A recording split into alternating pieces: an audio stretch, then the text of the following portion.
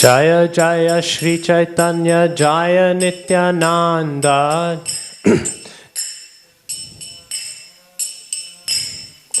Jaya Dvaita Chandra Jaya Gaura Bhakta Vrinda. Jaya Dvaita Chandra Jaya Gaura Bhakta Vrinda. Jaya Jaya Shri Chaitanya Jaya Nityananda. Jaya Jaya Shri Chaitanya Jaya Nityananda. Jaya Dvaita Chandra Jaya Gaura Bhakta Vrinda. Jaya Dvaita Chandra Jaya Gaura Bhakta Vrinda. Jaya Jaya Shri Chaitanya Jaya Nityananda. Jaya Jaya Shri Chaitanya Jaya Nityananda. Jaya Dvaita Chandra Jaya Gaura Bhakta Vrinda.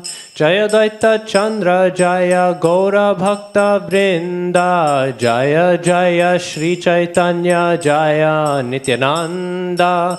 Jaya Jaya Shri Chaitanya Jaya Nityananda. Jaya Dvaita Chandra Jaya Gaura Bhakta Vrinda.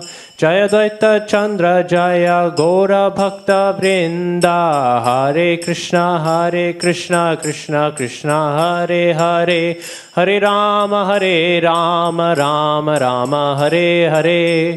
Hare Krishna Krishna Krishna Hare Hare. Hare Rama Rama Rama Hare Hare. Hare Krishna Krishna Krishna Hare Hare. Hare Rama Rama Rama Hare Hare. Hare Krishna Krishna Krishna Hare Hare. Hare Rama Rama Rama Hare Hare. Hare Krishna Krishna Krishna Hare Hare. Hare Rama Rama Rama Hare Hare. Jai Nitya Lila Pravishta Om Vishnupada Paramahansa Parivrajacharya Stotra Shada Shri Srimad Bhaya Charanaravinda Bhaktivedanta Swami Srila Prabhupada Ki Jai. Nitya Lila Pravishta Om Vishnupada Paramahansa Parivrajacharya Stotra Shada Shri Srimad Bhakti Siddhanta Saraswati Thakur Srila Prabhupada Ki Jai. Nitya Lila Pravishta Om Vishnupada Paramahansa Srila Gaur Kishore Das Babaji Maharaj Ki Jai. Nitya Lila Pravishta Om Vishnupada Srila Satchidananda Bhaktivinoda Thakur Ki Jai. Nitya Lila Pravishta Om Vishnupada Srila Jagannath Das Babaji Maharaj Ki Jai. Shri Gauriya Vaishnav Guru Varga Ki Jai. Ganga Mai Ki Jai. Jamuna Mai Ki Jai. Bhakti Devi Ki Jai. Tulsi Devi Ki Jai. Namacharya Srila Haridas Thakur Ki Jai. Shri Krishna's Kaviraj Thakur Ki Jai. Shri Caitanya Caritamrita Ki Jai. Prem se kaho Shri Krishna Chaitanya Prabhu Nityananda Shri Advaita Gadadhara Shri Vasadi Gaura Bhakta Vrinda Ki Jai. Nitai Gaura Premanande Hari Hari Bol. All glorious assembled devotees Hare Krishna. All glorious the assembled devotees Hare Krishna. All glorious assembled devotees Hare Krishna. All glorious Shri Guru and Shri Gauranga. All glorious to Srila Prabhupada Ki Jai.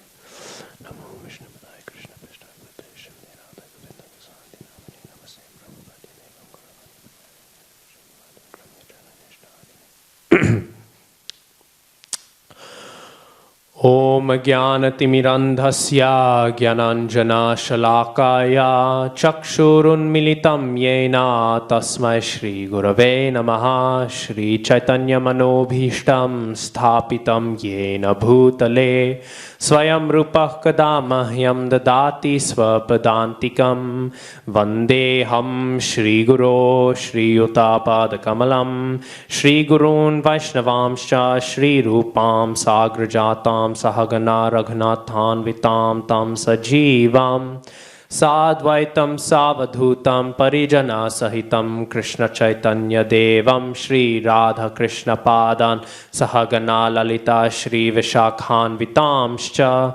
He Krishna Karuna Sindho Dina Bandho Jagatpate Gopesha Gopika Kanta Radha Kanta Namostute Tapta Kanchana Gaurangi Radhe Vrindavaneshwari Vrishabhanu Sute Devi Pranamami Hari Priye. Namo Mahavadanyaya Krishna Prema Pradayate Krishnaya Krishna Chaitanya Namne Goratvashe Namaha Vanchakalpatarubhyascha Kripa Sindhubhyaevacha Patitanam Pavanebhyo Vaishnavebhyo Namo Namaha Jaya Shri Krishna Chaitanya Prabhu Nityananda Shri Advaita Gadadhara Shri Vasadi Gaura Bhakta Vrinda Hare Krishna Krishna Krishna Hare Hare Hare Rama Rama Rama Hare Hare.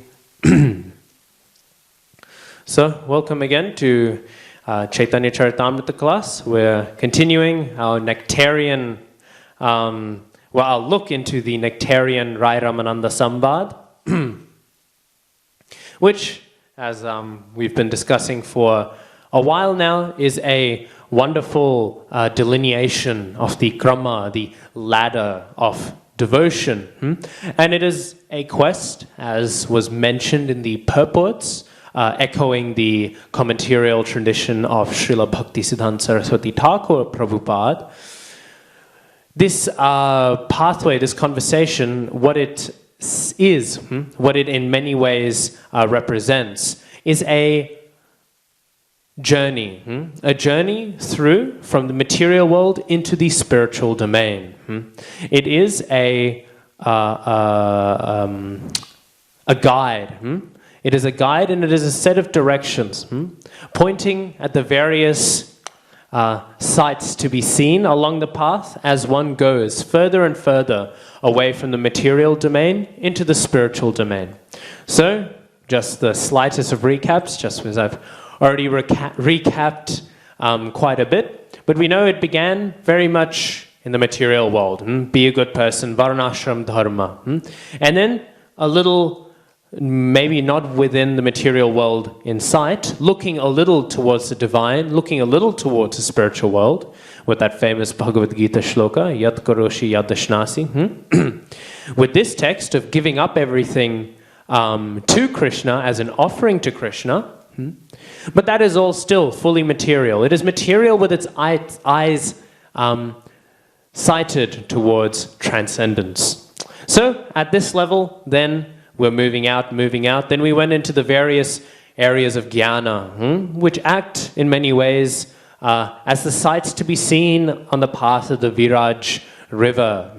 The river dividing these spiritual and material domains. This river, if we see a cosmology chart according to the Vedic conception, we will see that there is the Viraj river separating material existence composed of a Mahatattva and all of its various permutations, and then the spiritual world composed of Satchidananda.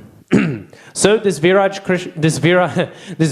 river, it is dividing these two domains.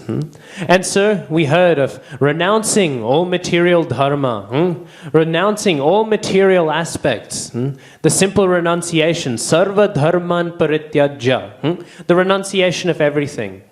And Mahaprabhu, every time, what is he saying? Eho bahyo, age koho ar. This is external. We are still external to the spiritual world.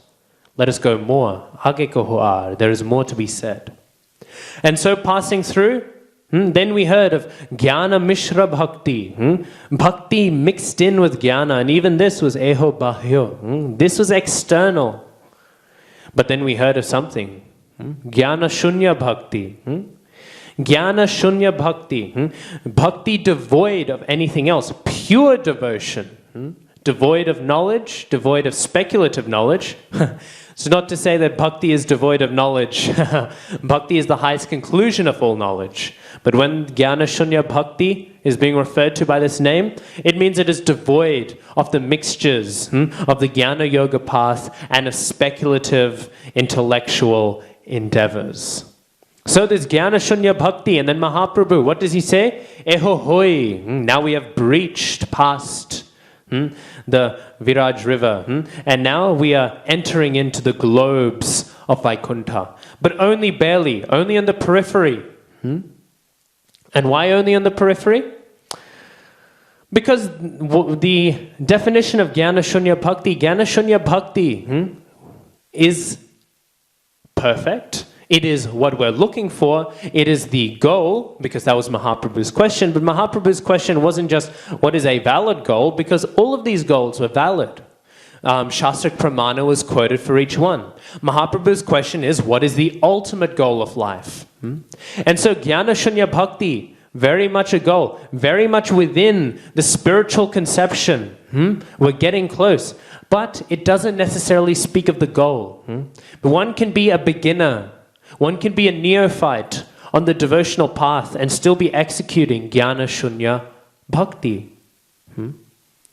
Because bhakti is not just passive. It is not just something that is executed, but it is to be executed with prem, with joy. Which brings us to what we were discussing before, the last lesson before, the last lecture, the last class before today's.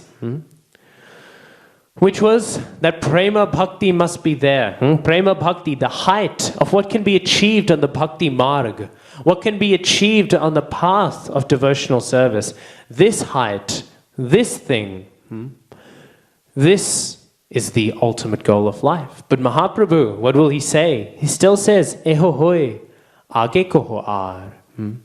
But we will speak a little bit before thinking and hearing about why. Even this was said as to be all right. You're there, but you're not really there yet. We still have some more space to go. We still have some more traveling to do before we get to the heart of Golok, the heart of Raj, the heart of Vrindavan. Before we enter into these things, we still have a bit of trekking to go. So it's still age koho ar, and it's still only eho hoi.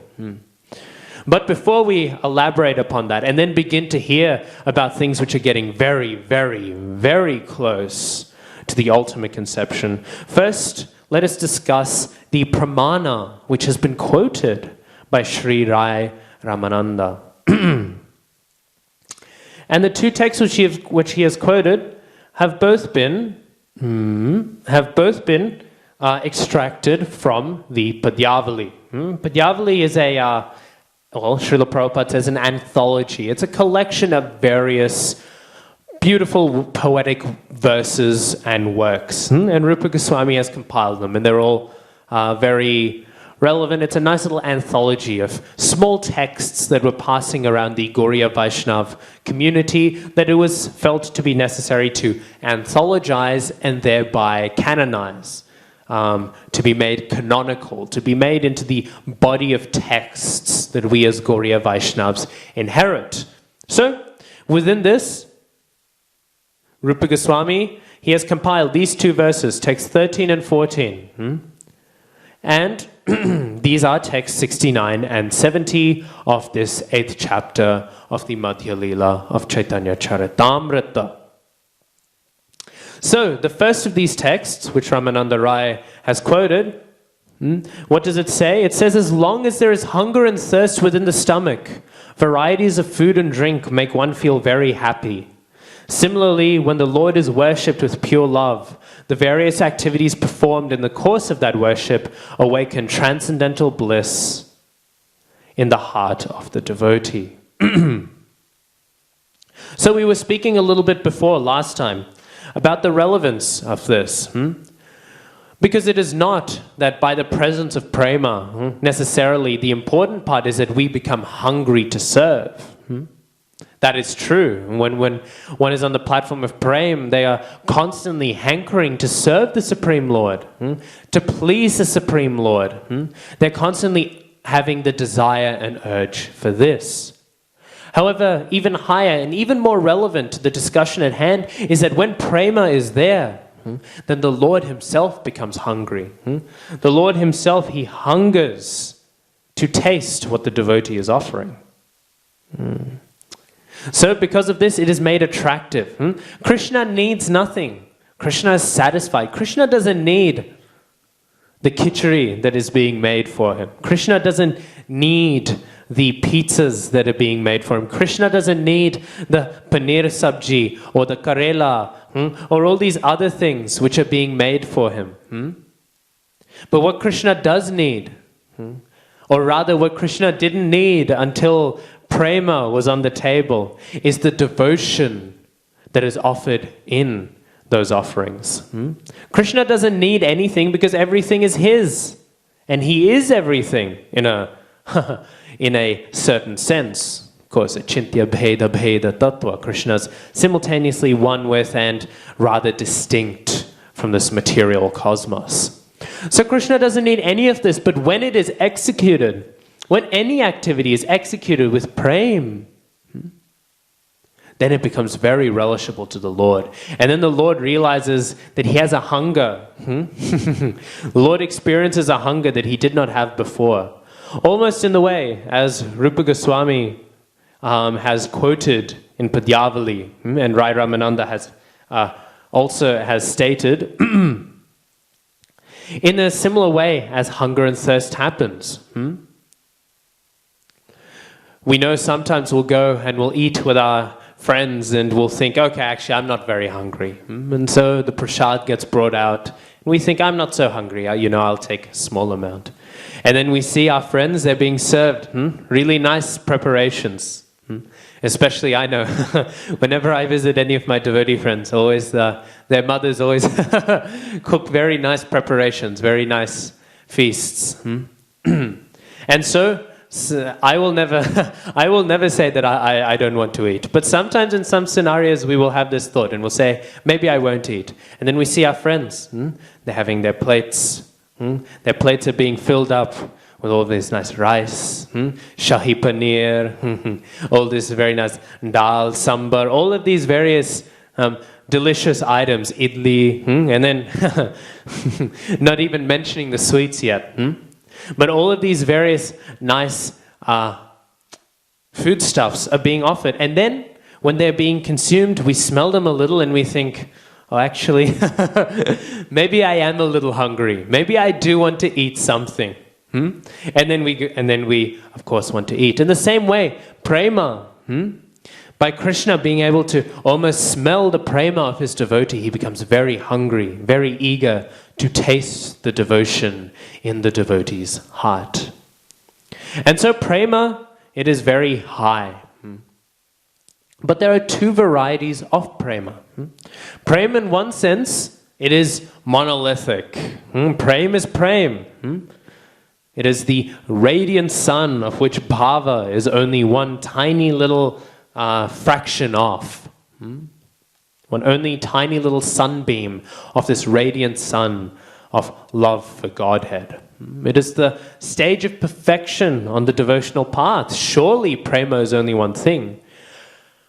And that is true in one sense. However, in another sense, there are varieties of prema. And there are two which concern us particularly. And these are the two, and really there aren't others, but these are the two which Rai Ramananda is focusing on, and Srila Prabhupada makes this point in the purport, in order to distinguish between the two and make it clear which type of prema he is discussing. And how do we know this, and how is this reflected in the text? It is reflected because it is not just one text from Padyavali that Rai Ramananda is quoted, but two. And these two both speak of the two respective types of prem. One prem is the prem arising from Vaidhi Bhakti, devotional service executed according to the rules and according to the regulations. The other, which is the one that text 70 is speaking of, Krishna Bhakti Rasa Bhavita Matihi. This one is the Prema Bhakti arising from the Rag Marg. One is from the Vaidhi Marg, the Vidhi Marg, the path of rules and regulations, of regulated devotional service. And the second is that of the spontaneous platform, of hankering, of desire, of greed. And this is the word, lolyam, which is used. Lolyam will sometimes hear being used in a negative sense. Oh, lolyam. It's said as a bad thing, because normally we refer to it as greed and lust for material things. But this is the complete opposite. This is greed for the highest spiritual things. So these two types of prema have been distinguished. These two types of prema have been distinguishes two various goals. And Srila Prabhupada has made the point that it is the path of rag. It is the rag marg. It is that prema with which Rai Ramananda will be assuming we are aiming for. Mahaprabhu, he did not say, Eho bahyo age ko ho ar, and then after Vaidhi Bhakti, and then Rai Ramananda said this Prema Bhakti according to the Rag Marg. Instead, Rai Ramananda, he sort of cut a step and he said, okay, there's Prema Bhakti, but there's Prema Bhakti of two types. There's Prema Bhakti of Vaidhi Bhakti, and there's Prema Bhakti coming from the Rag Marg, that arises from the perfection of the Raganuga sadhana. So he said, of these two, the second, that is the one we're going to roll with. This is the one which we are aiming for. But before we move on from that clarification, maybe a few words just to get a rough understanding of these various types. So, capturing Krishna is not a passive thing. It is not just something that happens passively, which is why something needs to be done. To capture Krishna in the heart, to serve, Srila Prabhupada so wonderfully renders the word bhakti as devotional service. It is an active and dynamic thing. It is a thing based on action and based on movement. And so, in order to understand how to move, there must be rules and regulations. Rules and regulations must be there in order for us to have some understanding of how we must move. It is not a static thing to be engaged in devotional service. We will hear later on, after Rai Ramananda speaks on Prema Bhakti, he will then speak of Dasya Bhakti. He will speak of devotional service in the mood of a servant. He will skip Shantaras. He will skip devotional service in the neutral mood. Because the neutral mood is not really what we're hankering after. The neutral mood, while it is good and it is a valid form of devotion, is not exactly what is in the purview of our vision as aspiring devotees. So there must be some rules and regulations in order to understand how must I move, how can I move, because I do not yet understand as a conditioned soul how to move towards Krishna. And so the rules and regulations are there. And so the Vaidhi Marg, the Vidhi Marg, the path of rules and regulations exists in order that one's propensity, one's desire at least to manifest their propensity to serve the Supreme Lord can be expressed. It's a railroaded, guided way of expressing and growing in one's devotional sentiments. And so, Srila Prabhupada, in his purports, he says that this Vaidhi Marg, this Vaidhi Bhakti, and the prema which results of it is primarily built upon faith. Faith is the principal aspect of this prema. And Krishna is very pleased by this prema. However, the second type, arising from rag, Srila Prabhupada says this is arising from intense greed. This is the result of intense greed, and this is the only qualification for it. We know in the text by Rupa Goswami, not by Rupa Goswami, compiled by Rupa Goswami, he says, Tatra lolyam api mulyam ekalam. The only price that must be paid in order to qualify. No piety can even begin to qualify one for it. No great actions, even no activity on the Vaidhi Marg, on the path of rules and regulations can qualify one for it. It is purely only greed, and a greed which flows as naturally as rivers flow to the ocean. Because rag is speaking of attachment.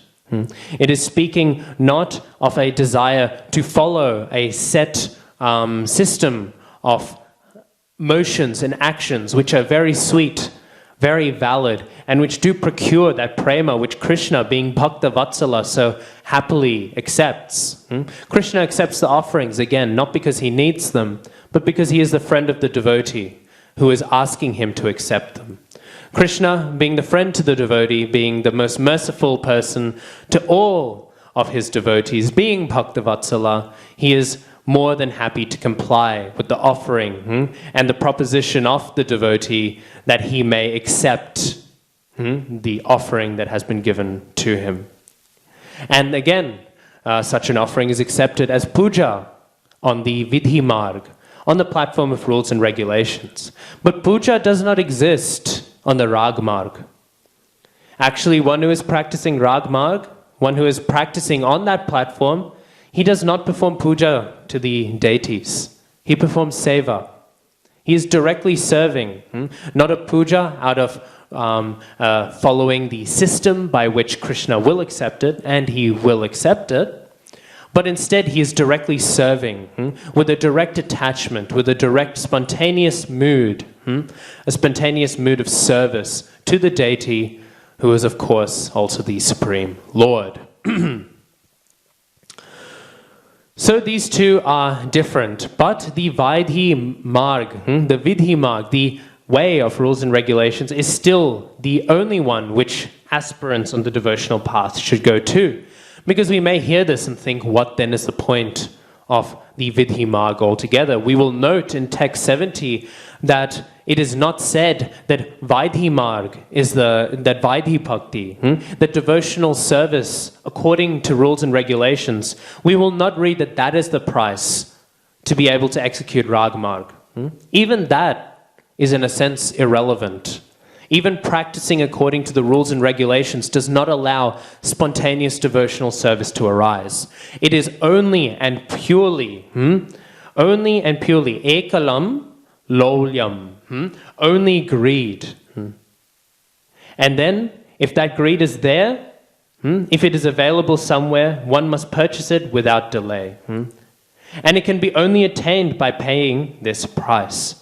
So it is greed alone that can obtain this, what is, higher conception. In fact, in some writings, it is said that the prema experienced according to rules and regulations, even if one receives perfection according to this path, is less ecstatic than the prema that one experiences if one receives the perfection according to the path of Raganuga. So, one again may come to this question, why then execute Vidhi Bhakti at all? And some people will have this mindset and they will rush into these things. And people who 2 weeks before had never heard of the name Krishna suddenly know their name in the spiritual world.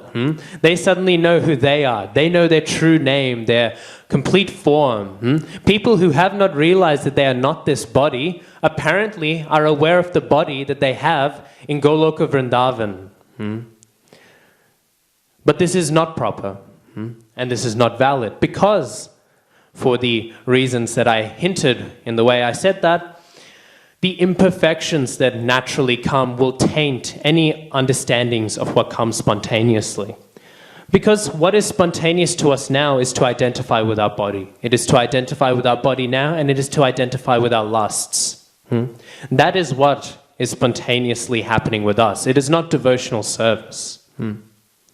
Spontaneous devotional service, when it happens, it's described, we see when a calf is born, it instantly will rush, it'll know how to walk immediately, unlike humans. Humans need a while to learn how to walk. But a calf will instantly learn how to walk, and it'll instantly go to its mother.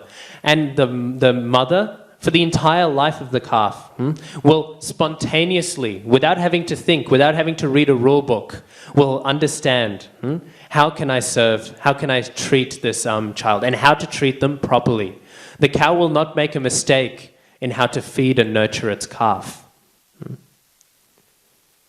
Furthermore, another example of spontaneous behavior is that when somebody is burnt, when they're having a little fire on their hand, they do not see the flame, they do not smell the smell of their flesh burning, and then they slowly process and they think, oh, my hand is burning, this smells terrible, I should pull my hand away, this is pain. Instead, they reflexively and instinctively instantly pull their hand away in pain, and they'll say, ouch, or something or another. This is spontaneous. And this spontaneous behavior we do very easily, and we do it properly. This is spontaneity done according to the proper scenario. But because we are so used to our spontaneity being expressed in material modes, if we try to express it prematurely, even if we feel we have some greed, how can we know if that greed is valid? We will taint understandings of the higher realm by bringing it down to our conception. The things we so spontaneously feel, lust, anger, or lust, anger, greed, all of these things that we so spontaneously feel in our conditioned birth now, we will import those into our understanding if we wish to prematurely act on this platform of the Rag Marg. And therefore, the rules and regulations are so important. And therefore, the bhakti, according to the rules and regulations, must be done initially before one is qualified to act on the spontaneous service. Because by the execution of devotional service, according to the rules and regulations, one begins to realize, no, I am not this body. I am not all of these impulses, all of these ideas that I think I am. I am Krishna Nitya Das. I am the eternal servitor of Krishna. And then naturally, a true greed will arise. And then these things will appear. And then, in the same way that the cow does not make mistakes, in the same way, the devotee can then execute these things. Because if a cow were to make mistakes with taking care of its calf, it wouldn't work so well. If the cow were to kick the calf, not understanding naturally what is true, that would not be very beneficial for the calf's growth. His Holiness Dhanodhar Maharaj, he often makes the comparison, he makes the analogy, that when speaking about the distinction between Vaidhi and the Rag Marg, in order to establish the superiority of the Rag Marg over the Vaidhi Marg, he'll make the point that if a husband comes home to his wife, and his wife, she's there, she's waiting for him, she's made something for him, she's cooked a nice dinner, and then he goes home and he sees her and she says, "Hello, how are you?" And she goes in for a hug, and he stops and he pulls out a little book, and the book is How to Love Your Wife, and he looks through and he flicks through and he tries to find the section of hugs, and then he looks through and he reads and he realizes, okay, this is what I do, and then he goes to hug his wife, and then she says, do you like the food that I've prepared for you? And he thinks, just wait a second. And he goes through his book. And he tries to find in his book the section about how to deal with asking for, how to deal with compliments. And then maybe he reads the wrong section and he says, better luck next time. And then he messes it up. So in this way, even if he gets it right, this is not as pleasing as if he had merely turned up and he had hugged his wife. If he had spontaneously said, "This is delicious, I love this." And then when he makes a mistake, this is the example of one who is over-dependent, who is not over-dependent, but actually dependent at all on the rules and regulations, on the systemized systems of expressing devotion, of one who has not naturally understood these things, but must read from a book, he will make mistakes. And then that relationship will be destroyed. So again, this is why, even though this Rag Marg is very high, and it is very high, and it is higher than the Vaidhi Marg, which is why Srila Prabhupada says from now on, the discussion will be only in terms of the spontaneous devotional service, which flows, again, like rivers into the ocean. So inherent to everything that a river is spontaneous devotional service to the devotee who has mastered it. So even though that is the assumption of what all the other texts are going to be speaking of, still we must understand that the Vaidhi Marg is not to be neglected, and practically speaking, for the overwhelming majority of everyone who is practicing devotional service should be the platform with which we should be situated on until we are purified to the degree that then we can have a valid greed for such things. But such things are very far away, but they are still relevant to the discussion. So after hearing this and hearing these two things, Mahaprabhu, he's very happy. He's hearing Prema Bhakti. This is it. And he says, Eho hoy, this is all right. Age koho ar. So he's happy, and maybe he's very happy, but he's not yet as happy as he could be. He's still not fully satisfied. He's still not speaking with a spark of enjoyment, with a spark of excitement. It's still, as Srila Prabhupada renders, that this is all right. Prema Bhakti is all right. Age koho ar. There is a lot more to speak, so please speak it. And so Ramananda Rai, what does he say? He says, Dasho prem, shorbo shadhoshar. Dasya prem. Spontaneous loving service in servitude, as exchanged by master and servant, this is the highest perfection. And so he quotes two pramanas, one from Srimad Bhagavatam and one from Yamunacharya. The one from Yamunacharya, which is the second one he quotes, is very sweet.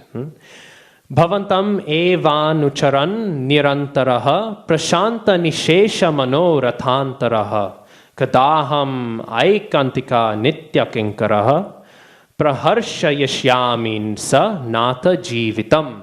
By serving you completely, one is freed from all material desires and is completely pacified.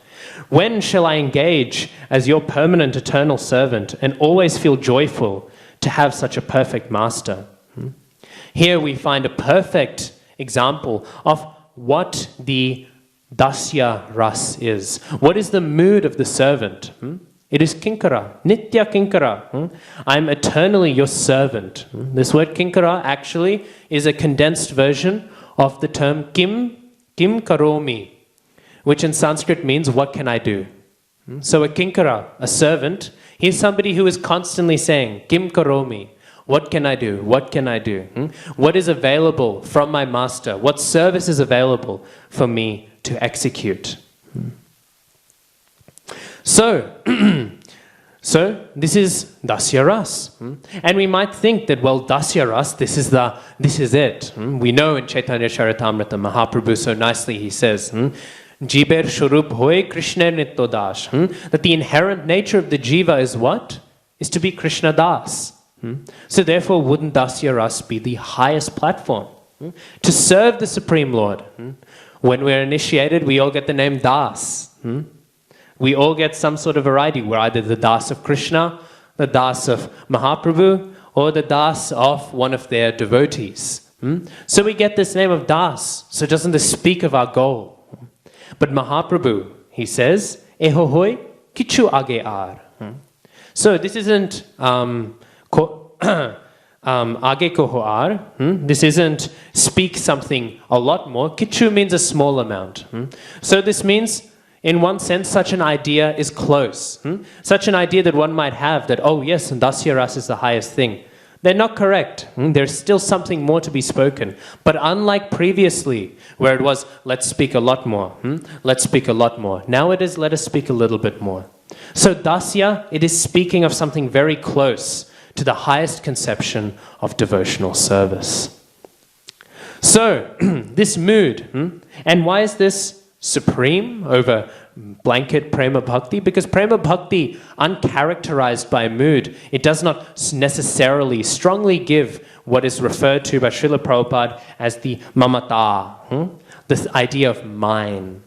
We often criticize this idea. It's often said in Bhakti Shastri classes, the first verse of Bhagavad Gita, Dharma kshetre kurukshetre samaveta yuyutsavaha mamaka pandavaschaiva kim akurvata sanjaya. So it's often said, what is the significance of mamaka being said? Mamakaha is said because it shows the mindset of me and mine. Mamakaha means my party, and then the party of the sons of Pandu. So it's showing that this is a negative thing to say mine, mine, mine. But actually, to say mine is not necessarily a bad thing. To say mine is in fact higher than to say I have none at all. Because to say I have a master who is the Supreme Lord, that is a very high thing. So this attitude of mamata, this attitude of attachment is good. Attachment is fantastic. We often say attachment is bad, but attachment is the best thing we can do. And in fact, it's impossible for us to exist and not be attached. It's just that we are attached to all the wrong things. So to say mamata, that I have a master, this gives a flavor, this gives a sense of identification, a mood to one's prema bhakti, and therefore it is higher. There is something beyond this. And so, dasya prem. And Rai Ramananda, he quotes the famous line from Durvasha Muni. We know Durvasha Muni, he's very angry. He's very scared. People are often worried about setting him off. He's doing severe penances, and that could probably explain why he's often prone to curses. And he got very angry with Maharaj Ambarish. And Maharaj Ambarish, we know Srila Prabhupada, he says he is a perfect example of what?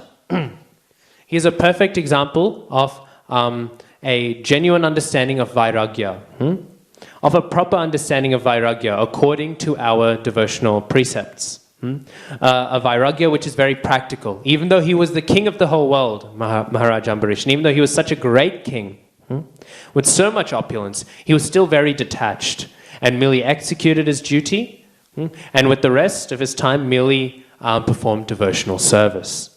And so Durvasa Muni, we know the pastime, it's a famous pastime. He goes and he is sheltered by Ambarish Maharaj, because of course Ambarish Maharaj, he is following so well the etiquette of Vedic culture to shelter the great sages, to shelter the great practitioners of the spiritual practices. And so sheltering him, he takes him as a guest and he offers him hospitality. However, it is Ekadashi. And Ekadashi is just finishing. And so Dwadasi is beginning. And so it is the appropriate time now for Maharaj Ambarish to break his fast. And he must break his fast at the appropriate time. Otherwise, one would be violating the rules of spiritual practice. And so in order to not be a bad host and to eat without his guest first having been served, Maharaj Ambarish, he takes a tiny bit of water. He consumes a tiny bit. Actually, Dwadasi, it also has its own vrat. However, it's said that if one recites the names of every single Ekadashi, one gets the benefit of observing all of the Dwadashi vrats.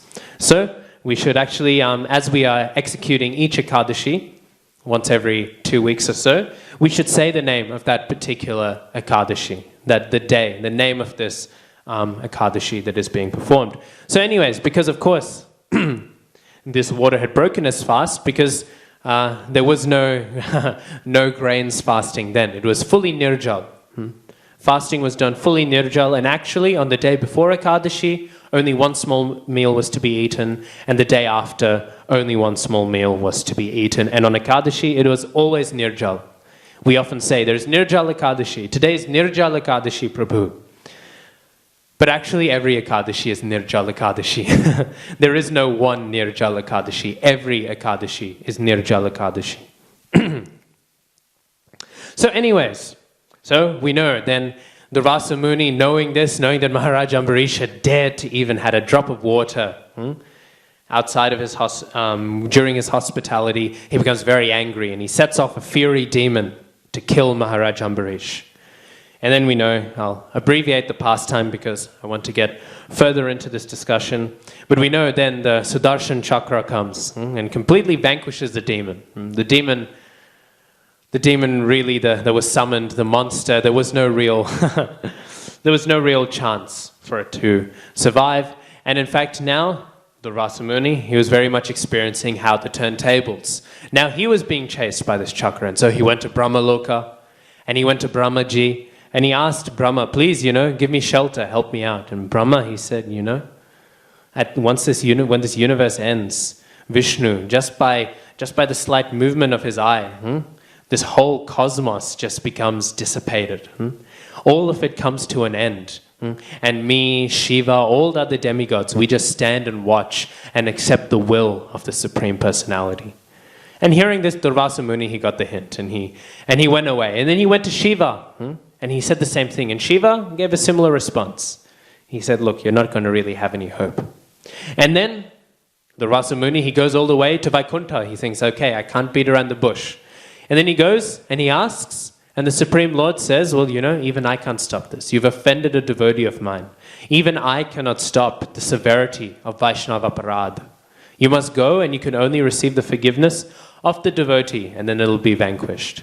And so then Ambarish Maharaj, Durvasa Muni, he goes back to Ambarish Maharaj, and then he goes and he begs for forgiveness. And in that begging of forgiveness, there's these wonderful prayers in the 5th chapter of the 9th canto, and within that context we have this wonderful text, that a man becomes purified simply by hearing the holy name of the Supreme Personality of Godhead. His lotus feet create the holy places of pilgrimage, Tirthapad. Therefore, what remains to be attained by those who have become his servants? Here, dasanam avashishyate. Dasanam, of the servants. So here we're hearing further glorification of Dasya Ras. Here we are hearing further glorifications of this platform. There's something interesting to be said of the name Tirthapada. Because we know the word Tirtha, often we think of Tirthas, they are holy places. But the word Tirtha just literally means a ford in a river. A ford in a river is the most shallow point. It is a point which is easiest to cross the river with. So a Tirtha, actually, in its literal meaning, is the point which it is most easy to travel from the material world into the spiritual world. It is where the Viraj river is easiest to cross. So the ford, it is the easiest point of crossing. So the creator of Tirthas is the Supreme Lord, who creates so many opportunities for us to leave this material world and enter into the spiritual domain. So we hear all of these wonderful descriptions and all these glorifications of the high level of Dasya Ras. But this is not fully satisfactory. And there's 2 points, I think, to be made before we'll conclude today. And then tomorrow we will continue the discussion regarding Sakya Ras, which is a bit more exciting maybe, and there's some more sweet pastimes. Actually, there's one pastime of Durvasa Muni. Once, he was hearing that Krishna, the Supreme Personality of Godhead, he had advented on earth, and he was thinking, well, you know, this is Param Brahma, this is the highest spiritual existence. He has appeared. He heard around the grapevine. And so he went to Vraj to have darshan of the Supreme Absolute Truth, thinking, what a great thing. And he went there and he was ready to look, and he was looking out and seeing Krishna. What did he see? He was expecting a beatific vision, a vision of complete absolute truth, of all knowledge, everything. And that is what he saw. But seeing it was not exactly how he expected it to look. Because what was it? It was a little boy playing with his friends. He caught Krishna wrestling with all of his other cowherd boy friends. And so they were wrestling with each other and fighting. And here was the Supreme Absolute Truth, wrestling with his friend and losing. Krishna was losing the wrestling match with his friends in Sakya Ras. And his friends, they wrestled him onto the ground. And on the ground, Krishna, he had to tap out. I've lost. I've been defeated. But then, after tapping out, he said, actually, no, I won. Because your nose was pointing towards the sky, but your nose was pointing downwards, but mine was pointing to the sky. Therefore, you have cheated, and actually, I won this wrestling match.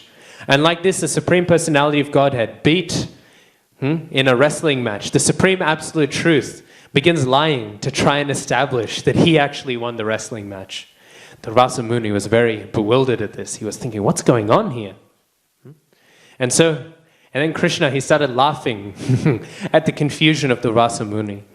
And with his laughter, his mouth went so wide, laughing, ha ha ha, like that. And then Durvasa Muni, he fell into the mouth of Krishna.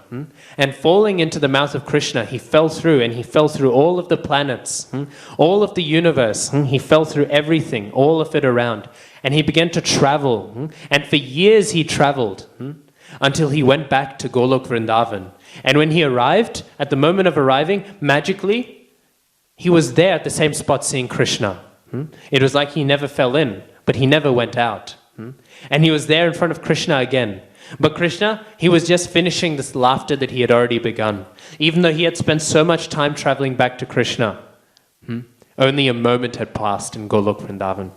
So this is a nice pastime to speak of the inconceivability of Krishna Lila, but also to speak of the bewildering nature, of Sakya Ras. So anyways, Sakya Ras and the high platform of Sakya Prem. So anyways, Sakya Prem is for tomorrow, however. So Dasya Prem, it is still high. But Mahaprabhu, he still says Eho Hoi. Even though he is the most happiest, out of all of the things he said Eho Hoi to, he's still saying Eho Hoi to it. It is still only just satisfactory, even though it is very close to reaching a high level of satisfaction. And the reason why is because pure Dasya Prem, Shuddha Dasya, it does not exist in Golok Vrindavan. It does not exist in the heart, which is the highest point of spiritual existence in the spiritual world. It exists out where. It definitely exists in Vaikuntha. In Ayodhya, it is the main ras. In Dwarka, it exists as well, even though there might be some slight hints of other rasas coming out. But predominantly, it is very much everywhere. But it is not in Goloka Vrindavan. You will never find Shuddha Dasya. You will never find pure devotional service in the mood of a servant, purely as a servant, in Goloka Vrindavan. You'll find it mixed with other rasas. You'll find it mixed with Sakhya ras. And you'll find it mixed with Vatsalya ras. But you'll never find it purely on its own. So therefore, it is a reality that while within the spiritual domain, while spiritual, while transcendental, is not yet coming to the heart of all of the spiritual planets. Because like leaves, like petals on the lotus flower, Goloka is the center. And right now, speaking potentially of Shuddha Dasya, we are only dancing on the petals. We have not yet come to the center. And so because of that, Mahaprabhu, he rejects it. Not rejects it in the sense of the other things as being not proper devotional service. This is pure devotional service. But he says there's something more to be said. And in fact, this pure dasya, the reason why Srila Prabhupada will mention later on in his purport, why pure dasya is not present in Golok Vrindavan, is because there's still some fear in pure dasya. If one is a servant, one still has some slight fear of their master. They're still thinking, oh, my master is here, let me kneel before him. And even if that fear can be almost a respectful fear, not a fear that anything bad will happen, but a fear because I am before somebody who's much higher than me. Not a fear, it is not that Hanuman is afraid that Ramchandra will chastise me. But there's still this idea that Ramchandra, in all Aishvarya, in all opulence, he is the Supreme Personality of Godhead. He is so much above me. And because of this fear, the full opening of the heart is somewhat limited. It is not fully there. The heart cannot be opened to its full extent. It is still somewhat inhibited by this nature of he is above me. He is higher than me. And therefore it is said that Hanuman, we know Hanuman so wonderfully carried Ramchandra on his shoulders. Hanuman may have been able to carry Ramchandra on his shoulders, but he was not able to place Ramchandra in his lap, as those in Vatsalya, parental love, can. He was not able to wrestle with Ramchandra as those in Sakhya ras, the Sakhas, the friends of Krishna, can. He was not able to do all of these things. He was not able to dance like those in the Madhurya ras in the can with Ramchandra. Because again, it is Shuddha Dasya. It is purely it is this pure mood of servitorship which has that element of Aishvarya, of opulence, which produces a variety of fear. So this is why Dasya is not fully there. However, Dasya ras in relation to Mahaprabhu is the highest ras. This is just a slight clarification to be made.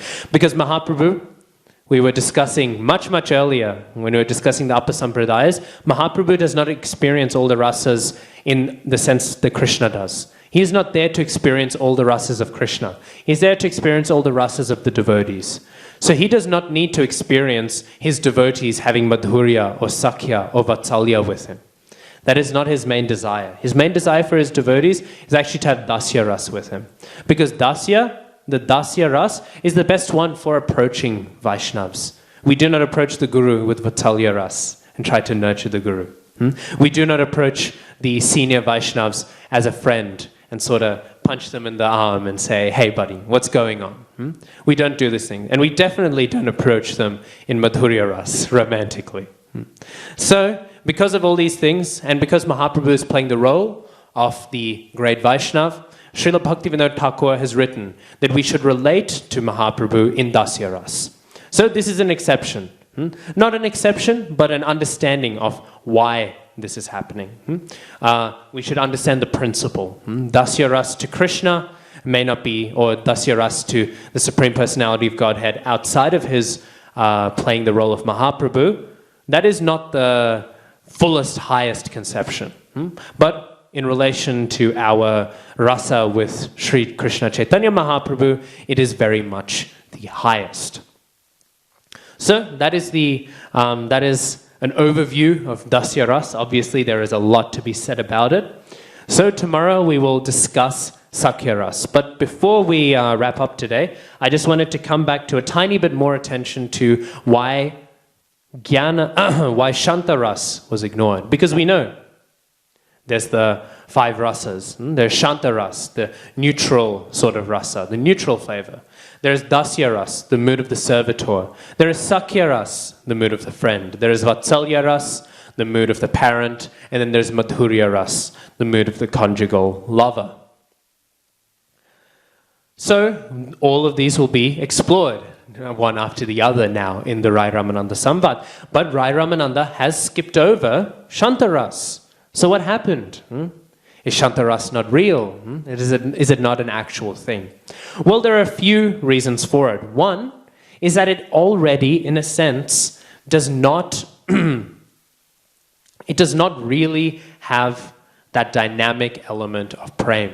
In a sense, one can have prem in it. There are sages in Dwarka who have Shanta Ras, because they are sages, they're in Dwarka, and they're just seeing Krishna the king passively enjoying him. Because Shanta Ras is defined by 2 main things: Trishna Tyag and a constant sort of dwelling on Krishna as their Ishtadev. A constant fixation, a constant appreciation, but not a dynamic move towards Krishna. It's a constant appreciation. Wow, Krishna is amazing. The Supreme Personality of Godhead is amazing. The Catholics call this the beatific vision. They say the saints in heaven, they're constantly watching God, and it looks really cool. This is Shanta Ras. And they have Trishna Tyag. This is the other element. They've let go of all material thirsts. This is Shanta Ras. But there is no mamata. There is no identification in the sense of he is my king. I have this identification, this relationship. He is my friend. He is my child. There's none of this mamata, my and mine. There's just this passive appreciation. And therefore, it is not listed because it is not a dynamic sort of thing. It exists, but it does not exist in that dynamic way which is glorified. Further, and the reason, and another reason why, is because the main way to achieve Shanta Ras is through Jnana Mishra Bhakti, which has already been rejected, not already been moved on, not even as Eho Hoi, but actually rejected. It was Eho Bahyo. Age Koho A. It was Eho Bahyo. It was external. So Jnana Mishra Bhakti, which is the way by which this Shanta Ras is often achieved, it was not really concluded. So Shanta Ras has been skipped over because of this. It is a slight love of Krishna as Paramatma, maybe an adoration, maybe some sages can be described as having it in Dwarka, but it is not speaking of that high dynamic love, which we are already in the domain of. So to place it into this discussion at this point would put something at a lower level, at a high point in the chain. So it is being omitted, and we can consider Shanta Ras to have been addressed when Jnana Mishra Bhakti was rejected. So this is why Shanta Ras has been not really discussed, and we have skipped straight to Dasya. Dasya has been accepted, Eho Hoi, this is it, this is all right, but Kichu Age Ar, there is a tiny bit more. And this tiny bit more we will hear about tomorrow as we hear about Sakya Ras. Very exciting, and we will hear more about that. We will delve into it, and very interesting and very exciting is that Sakya Ras is now when we hear something very different to Eho Hoi. Suddenly, Sakya Ras is what excites Mahaprabhu. And Mahaprabhu being excited by the Sakya Ras, we will see this excitement, and we too hopefully will get excited by the reasons in which he has found a lot of excitement in hearing about the elevated platform of the Sakya Prem. And with that, we'll conclude for today. Shri Shri Rai Ramananda Samvad Ki Jai. Shri Rai Ramananda Ki Jai. Shri Krishna Chaitanya Mahaprabhu Ki Jai. Shri Krishna's Kaviraj Thakur Ki Jai. Shri Caitanya Caritamrita Ki Jai. Nitai Gaura Premanande Hari Hari Bol.